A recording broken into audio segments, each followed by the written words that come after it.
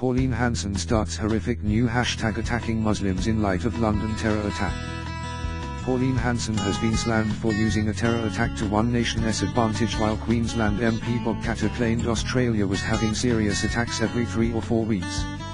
Senator Hanson has started a social media campaign designed to push her Muslim ban.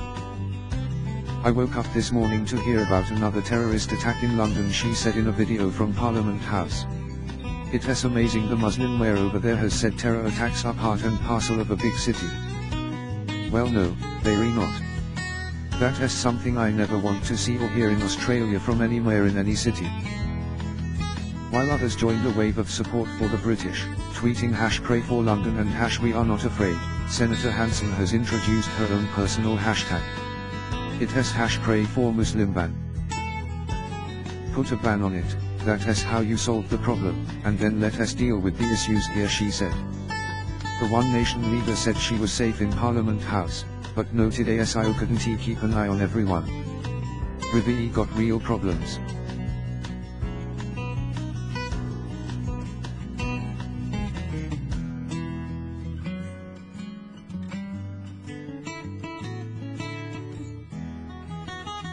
We need to make sure that we do not have this religion, which is really an ideology that is going to eventually cause so much havoc on our streets, not only for ourselves, but for future generations," she said. Islamic Council of Queensland spokesman Ali Qadri said Senator Hanson was using the London attack for political gain. "This idea that putting a Muslim ban will stop what is going on in the world is a ludicrous idea," he said. "Banning a religion to teach a lesson to a few extremists is just a simplistic, populist idea. We need to condemn all sorts of extremism and violence. Whoever is doing violence or preaching violence is wrong, and the best way to defeat them is to come together." Pauline Hanson right now is targeting Muslims. 20 years ago it was Asians. She does not like people who do not look like her, and she is just using terrorism as an excuse. Senator Hanson has had support from fellow Queensland MP Bob Katter, who reissued his own call for a travel ban on citizens from several Middle Eastern countries between Greece, India and North Africa. Mr. Katter further claimed Australia was having frequent attacks in his statement, and hit out at Liberal and Labour MPs for Merkelising Australia. "Europe is having a serious terrorist attack every week. Australia is having them once every 3 or 4 weeks. Whilst certainly not all people from the Middle East are like this, it is unfortunately true and real that all of these attacks are coming from people from these areas who have extreme ideologies," Mr. Katter said. "I say to the majors help and LNP all the attacks and red herrings and the brutalizing yet again on Hanson will not change the reality that you are Merkelising Australia, and that our citizens will continue to be murdered to advance your party political ambitions." Mr. Katter also said it was not a Muslim problem, claiming there were no terror attacks in Albania, Malaysia or Indonesia. But he said no intelligent person can argue that this is not coming from Islamic extremists. Mr. Katter also said persecuted minorities, Sikhs, Jews and Christians, should be exempt from the proposed ban. Mr. Katter later said he was referring to serious incidents. "We monitored for a period of 8 months and there were 9 attacks or foiled attacks in that time," he said. News Corp has asked Mr. Katter to clarify which serious incidents he was referring to. Turnbull's message of solidarity. "We will never, ever let the terrorists win." Australian Prime Minister Malcolm Turnbull has sent a message of solidarity and heartfelt sympathy to the United Kingdom in the wake of the attack. "It was an attack on parliaments, freedom and democracy everywhere," the Prime Minister said. "But Australians would not be intimidated or let it change our democratic way of life," he said.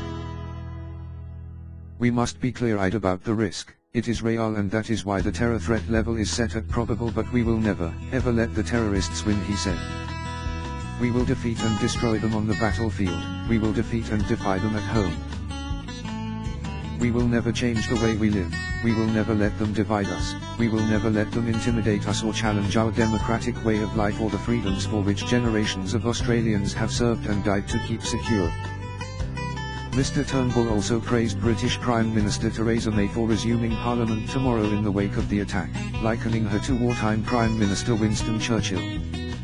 When the Palace of Westminster was under attack by the Nazis, Churchill described the House of Commons as the citadel of British liberty. Mr. Turnbull said, "It is the foundations of our laws, able to face the possibility of national destruction with classical composure."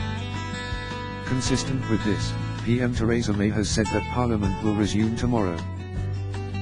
In a 15-minute address to MPs ahead of question time, the Prime Minister said Australians would stand in solidarity with the people of Britain. "You have our full sympathy, solidarity and support," he said. Politicians stood for a minute's silence as a mark of respect in question time. Security at Parliament House in Canberra today will be increased in response to the terror incident in London, but the Prime Minister confirmed it was out of care and caution rather than any direct threat. Australia's heartfelt sympathy and resolute solidarity is with the people of the United Kingdom, with whom we stand today, as we always have, in freedom's cause, staunch allies in the war against terrorism, Mr. Turnbull said. "We send our condolences especially to the families of the victims, those injured, including a police officer murdered by the terrorist as he attempted to enter the Houses of Parliament. It is a reminder of the risk our security agencies, our police forces, intelligence services and the men and women of the Australian Defence Force, the risk to their lives and safety that they take on as they defend us every day. We owe them our deepest gratitude every day for their service in keeping us secure."